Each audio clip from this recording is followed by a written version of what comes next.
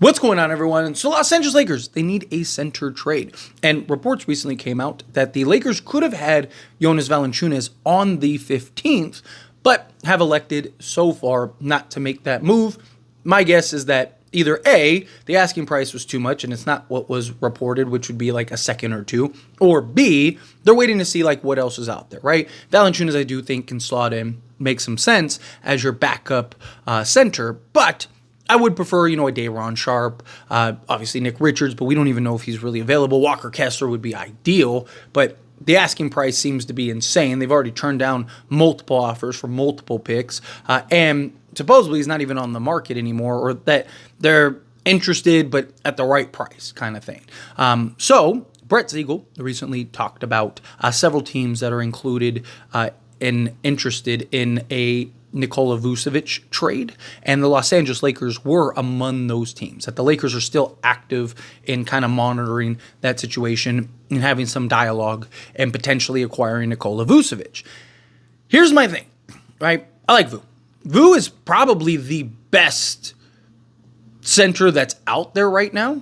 Now, you're talking about like a legit 20 and 10 guy. He's shooting like 40+% from 3-point range. Right, we'll go over the numbers and stats here in a moment. But like the guy is slotted in, gives you big physical center that go get you, like I said, 20 and 10 a night, rebound. Right, not a great defender. If you funnel the guy, right, like if we get the right perimeter guys and they can funnel into Vu, he can clean it up. But when he's on an island, he's cooked, right? Like if he's like solo by himself and we get, the offensive player blows by, say an Austin Reeves, then he's cooked. But you'd have an Anthony Davis to pair and slot alongside Vu. Thing is like LeBron would have to play the 3 at that point. And do you want to run the risk of wearing him down, having him have to be as active as what would be required for him playing the 3? I mean, we've seen he's been much more active, particularly defensively recently, but we've seen for the most part this season and all of last season, him kind of take possessions off entirely, especially defensively at the 4, because he can kind of just play that free safety role, kind of just observe. And I mean, how many times have we seen, the weak side corner get the ball and LeBron not even go out and contest, right? He just kind of turns around and gets ready for the rebound. And it's just like, come on, dude, can you at least pretend, right? Like, so that's something. He'd have to be a lot more active at the 3.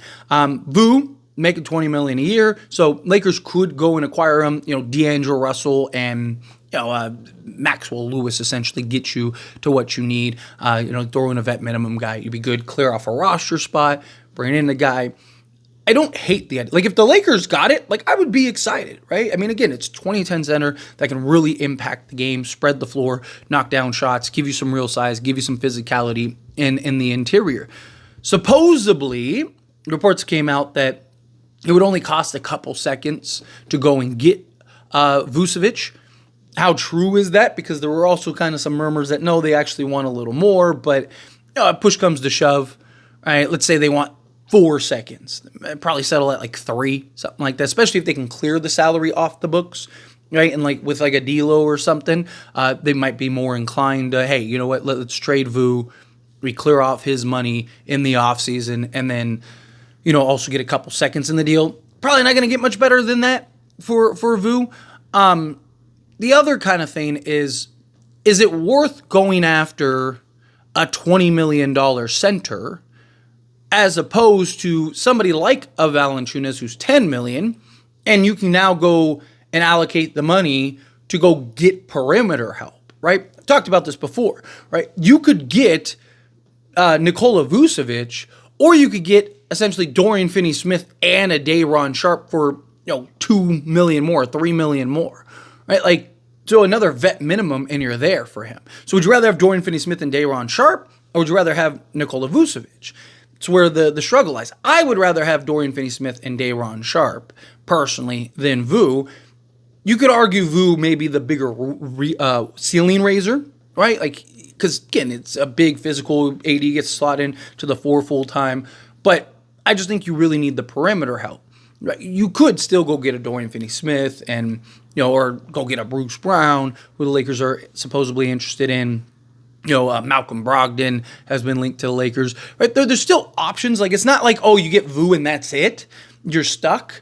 But it's just, I would rather go get, again, like one or two more pieces that could really help kind of flush things out than a Vu, who, he's 34 years old. How much longer can he play to the level in which you need him to play?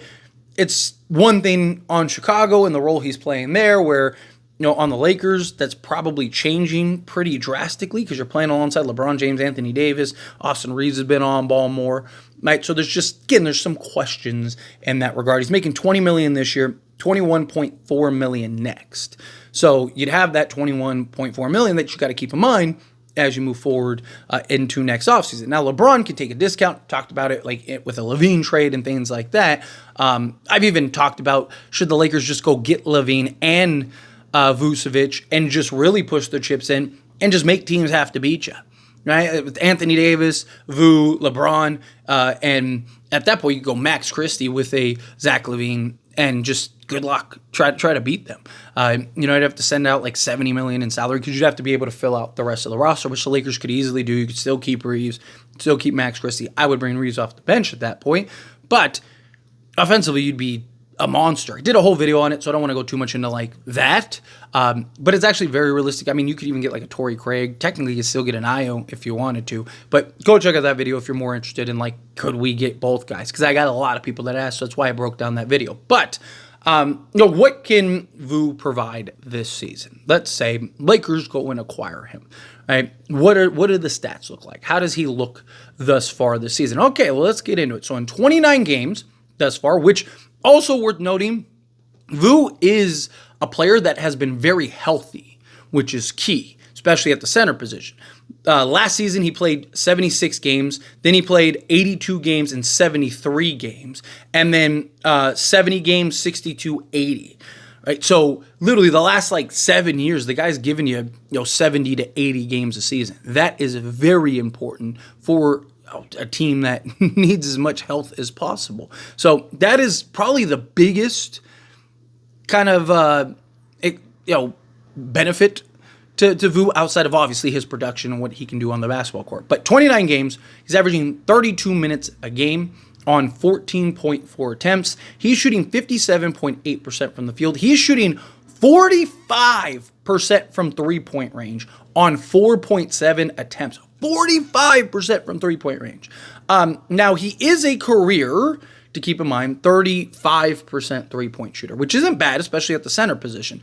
Last season, he shot 30%. The year before that, he shot 34%. But he has had multiple seasons in which he shot 40%. He had with Orlando where he shot 40.6% on 6.5 attempts. And then when he went to Chicago, actually shot 39% on 5.8, that first stint with Chicago.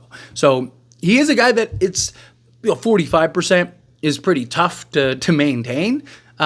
He's done it through 29 games, which is impressive. But if that gets to, even if it gets to say 37, 38%, that's still huge for this Lakers team that could use some of that shooting and floor space, especially at the center position. So Anthony Davis could still operate in the interior on the offensive side of things, right? 2-point percent, 9.7 attempts per game, 63.8%. He has an EFG of 65.1%. Free throw shooting, he's a very good free throw shooter, 2.3 attempts on 85%. Last basically 6-7 years, he's been at 82 or better. Rebounding, 9.8 rebounds, 3.2 assists, 0.8 steals and 0.8 blocks. So we'll round it up, 1 steal, 1 block, 20.7 points. So he's basically a 21 and 10 guy with 3 assists, a steal, and a block. It's good, right? Lakers could use that production badly. And his playmaking is probably one of the most underrated elements of his game. I've talked about it in the past when talking about Nikola Vucevic, that his ability to pass out of the double team, his ability to where you can kind of dump it down to him and he can just you can run your offense through him at times, right? And especially saw it alongside Anthony Davis. You have that lob threat, kick out to the open shooters and open man. Again, I don't hate it. If the Lakers were to go and acquire Nikola Vucevic, I will be hyping that up insanely because he is a good 21 and 10 guy that shooting 45% from three-point range gives you a steal, a block, and 3 assists at the center position. That'd be huge for the Lakers. Don't want to undersell it. I don't think it's a bad idea by any stretch. But I just think Lakers need more perimeter help. I also worry about LeBron playing the 3 too heavily, kind of wearing him down. He's already dealing with that foot injury he's been dealing with the last few years. I mean, he even talked about it recently, saying that it's an issue that he's been dealing with, right? Like, do you really want him having to chase around and do all this crazy stuff at the 3? We've already seen him look more human this season than we've probably ever seen him look in his career. It's a lot of things that you have to weigh beyond just like Vu as the player, right? Again, I like him as a player, but there's things that you're going to have to weigh and kind of decide, okay, is this something that we want to go? But again, I wouldn't be against it. I'd be all for it. But let me know your thoughts and opinions down in the comments below. What do you think? How do you feel? What are your thoughts? Do you like the idea of Nikola Vucevic? Do you think, like, yes, that's the guy, go get him, give you a 21-10 guy with 3 assists, steal and a block, shooting 3 ball well, shooting the 2 well. You can dump the ball down to him and he can go to work, right? However you feel, whatever your thoughts are. I'd love to hear it either way, so let me know down in the comments below. That being said, if you haven't liked this video, hit that like button. Helps me out, helps me enjoy these types of videos, and I truly appreciate it. Not subscribe channel, hit that subscribe button. Turn on the bell notifications. Appreciate y'all. See you in the next one. Thank you.